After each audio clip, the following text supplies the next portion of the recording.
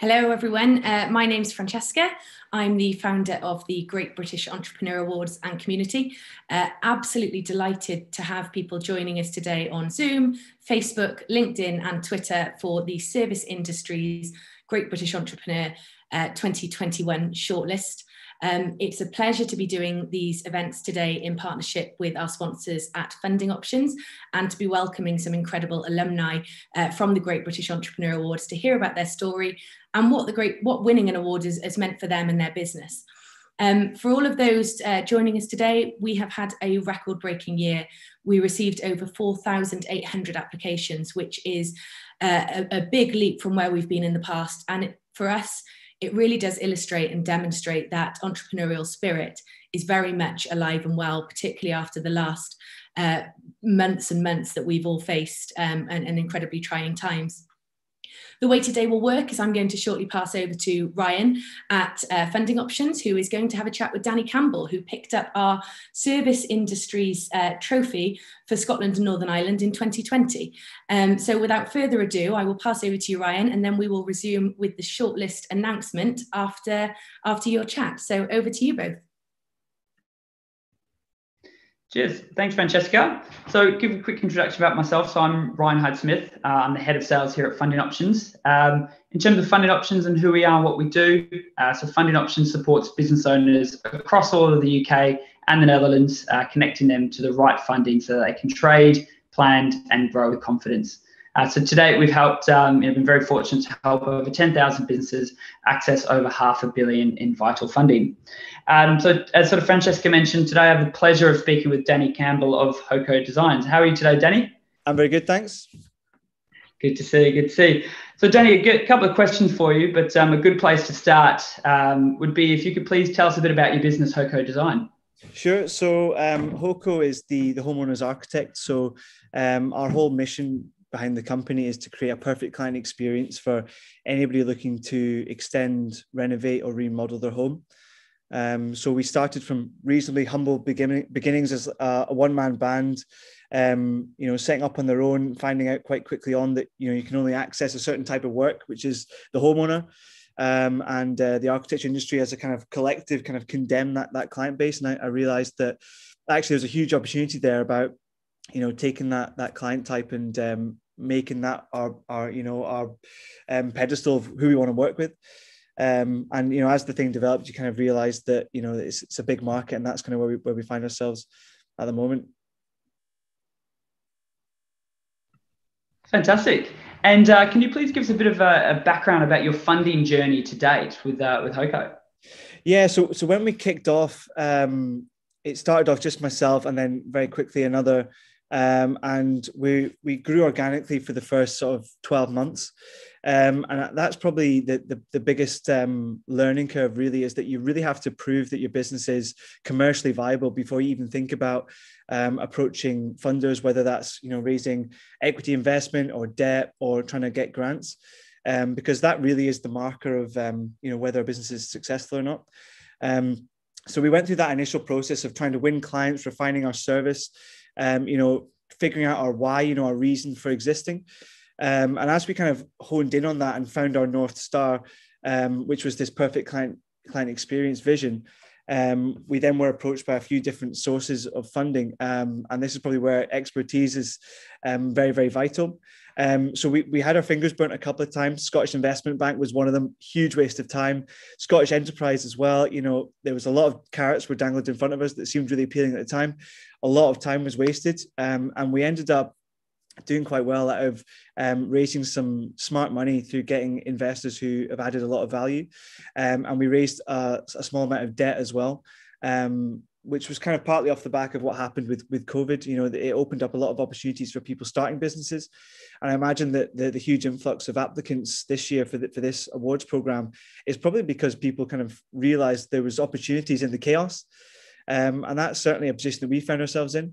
And I think the key thing with any funding, journey is that you've got to have a reason for it. And for us, it was all about scale. So we were very quickly became a very prominent force in Glasgow for residential architecture. But raising that investment was to not only expand our revenue streams, but also our geographical reach. So we weren't really content with just staying in Glasgow and having this slow growing sort of local business, because we kind of realized that this is a global problem. Everybody wants to invest in their own homes. I bet you every single person, including you, Ryan, will look about your house and think, what can I do differently? What can I do better?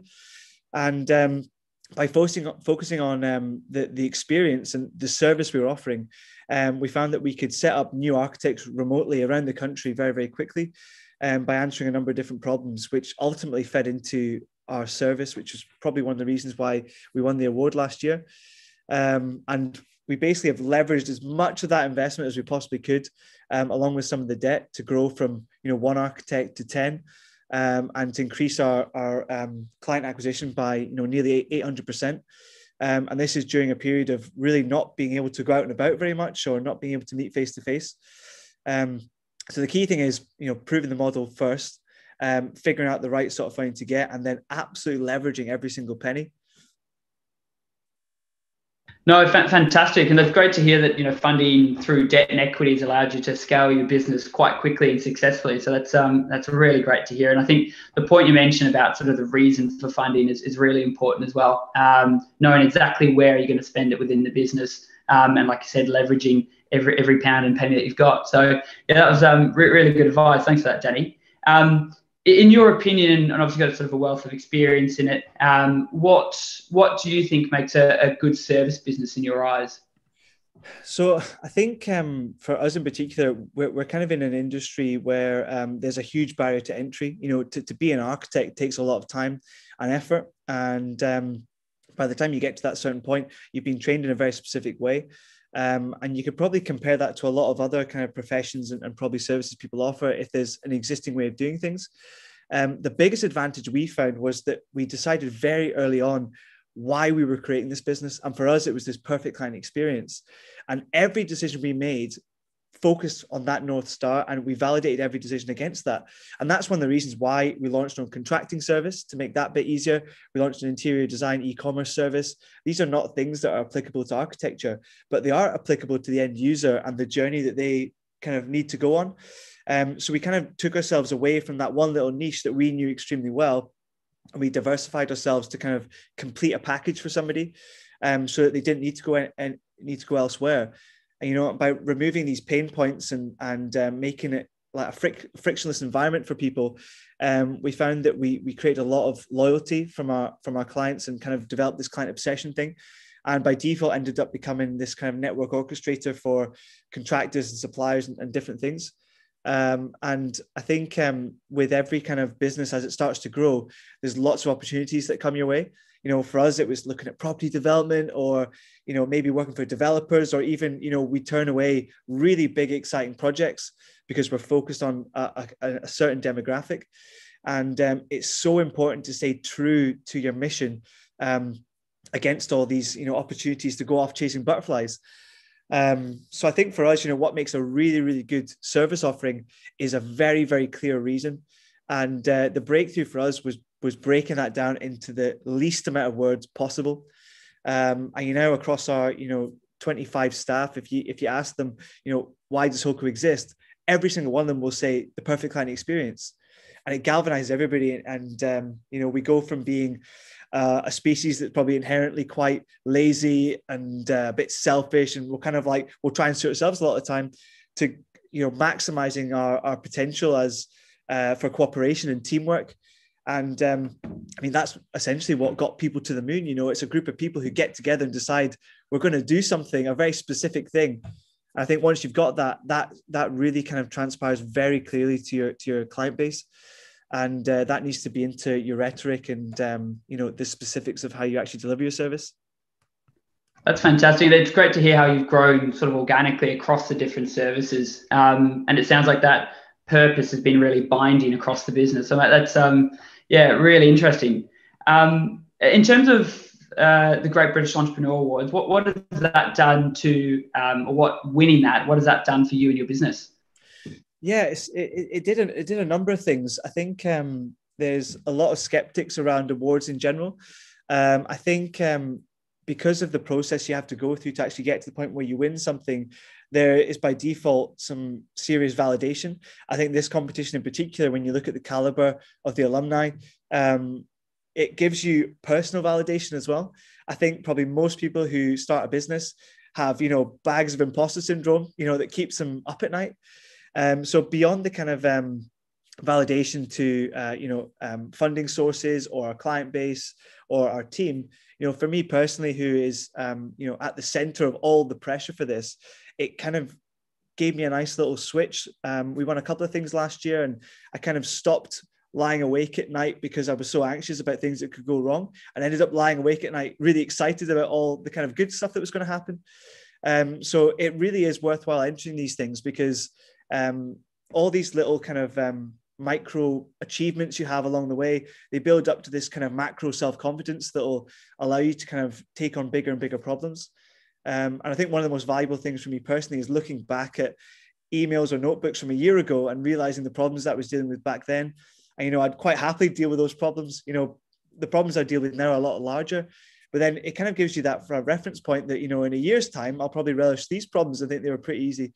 So I think it's kind of a combination of lots of little successes along the way will kind of build you up into something that's quite resilient and sustainable as a business. So yeah, I think it's really undervalued. It's an incredibly exciting and wonderful thing to be a part of and to get recognition for. Fantastic. Certainly thoroughly deserving. What I've really enjoyed about speaking to a few entrepreneurs is the passion they have for your business, and you've clearly got that in spades. And it's been a pleasure talking to you, Danny, and learn a bit more about your business and your journey to date. So thank you so much. Thanks, Ryan. Cheers. Perfect. So much both. Danny, your story's incredible. It's so obvious to see why you were a recipient of this award previously, and we're really thrilled to have you as part of the community. So without further ado, I want to wish a huge good luck to everybody on this call and everybody watching on social media. And we are now going to announce the shortlist for 2021. Over to you, John.